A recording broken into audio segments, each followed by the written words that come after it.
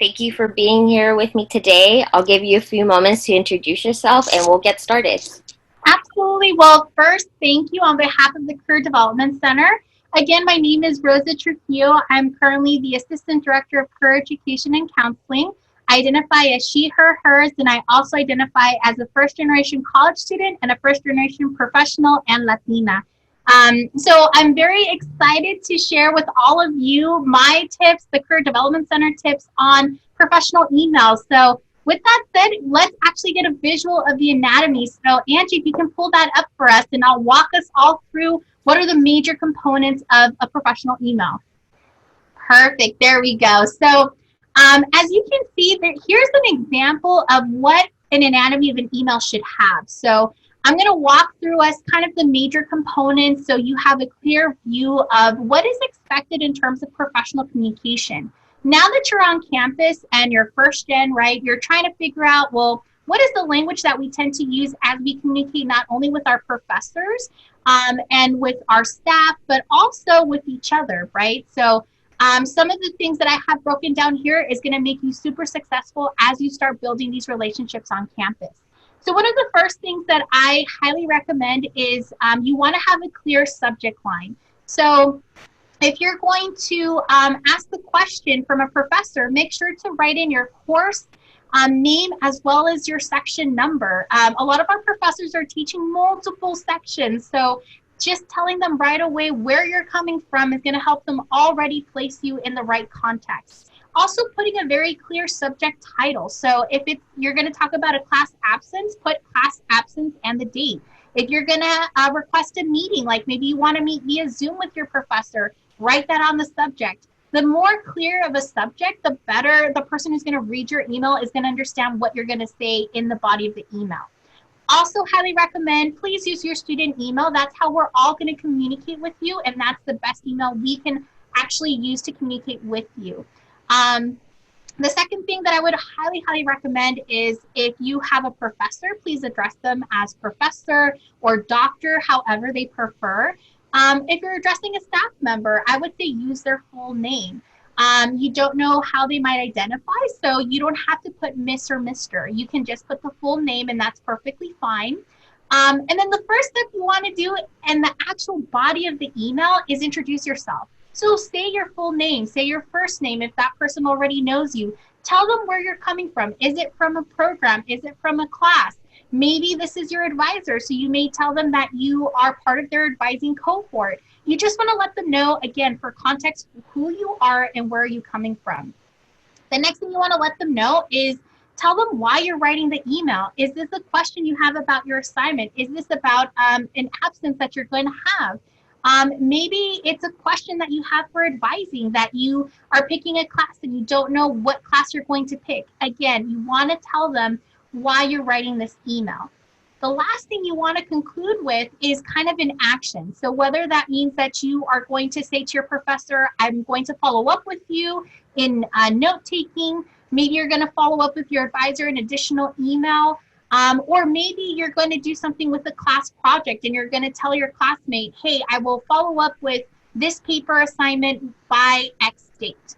And then you definitely want to write, you want to thank them in the end of the email, right? Especially for your professor, staff, and your peers. Thank them for, giving you time to explain your situation and reading your email. And then you definitely want to end with sincerely, and best thing will make you look super professional, a signature. So when I say a signature, it just means that you're going to put your full name. You're going to put undergraduate, or, if you were in a master's degree, you'd put like master's level, but undergraduate, and then your major, and then students, right? So that's going to, again, give you a good, clear vision of who you are. Write the full name of our institution, which is California State University, Long Beach, and then your student email. It's going to make you look super professional. You're going to already stand out from amongst your peers because you have these components in an email. So that is the anatomy of an email, but I'm also ready for a couple of questions that I think Angie has for me too. Yes, thank you so much, Rosa. That was very informative. I do have a few questions that I know some students have approached me, and hopefully you can help me out with it. So a few people now are curious about the type of interaction and emotional connection they can have in emails, as far as exclamation points, adding emojis, and perhaps some gifts. How do you feel about that? Oh, and it's a guilty pleasure of my own. So yes, I think especially because I also identify as a millennial, putting a lot of exclamation marks, emojis, I think that's a comfort level that we all have because we want to show the person on the other side that we are happy, we are smiling, we are joyous of what we're sending over. But at this point, as you're transitioning from like high school to college, and then from your college years to internships and full-time positions, we have to start removing those emojis, those gifs, and those exclamation marks because again, it's a marker of professionalism.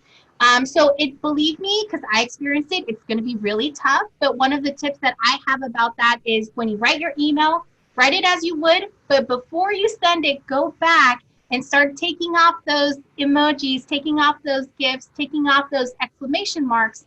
So that way you're sending a professional correspondence, a professional email to your faculty, staff, and your peers. So that's like my tip, but I totally understand like that's super hard to unlearn, right? We learn it, but you have to start unlearning that as you enter into the workforce, and especially when you're working with faculty and staff. Mm-hmm. Yeah. Thank you. That was great. Another big thing I hear a lot of students wonder is the time to follow up on emails or when they can send emails if it's after business hours, like on the weekend. How should students navigate that?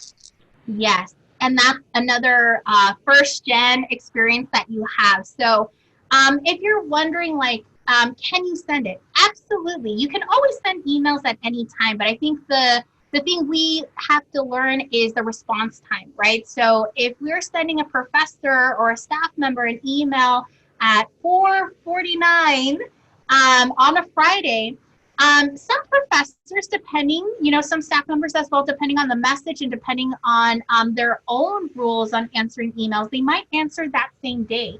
But typically, most of us, we will not answer emails after, 5 p.m. Monday through Friday.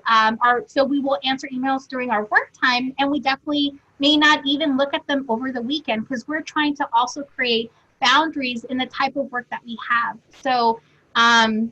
So you may send those, but you may not get a response. So I usually tell students, and we had to learn this, some expectancy of a response could be anywhere between 2 to 3 business days to a week, because we have to also understand that some of our professors have classes that have more than 200 students that they're working with. We have staff members that not only serve a class, they serve the whole university. So we may be getting a lot of emails and we're trying to get to you. So I would give that kind of wait time.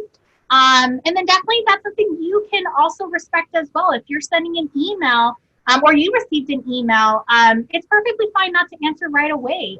You have the 24-hour, 48-hour response rate as well. So we're also practicing that on both ends, right? For professors and staff members, but then also you get to practice that as well. So you can start creating those kind of like time boundaries, right, as well. And that's very good to have as you become a professional. So that's my advice on kind of like waiting for the response and how long that typically takes. But after a week, if you don't hear anything, perfectly fine to send another quick email and just let the professor know or whoever you're writing to.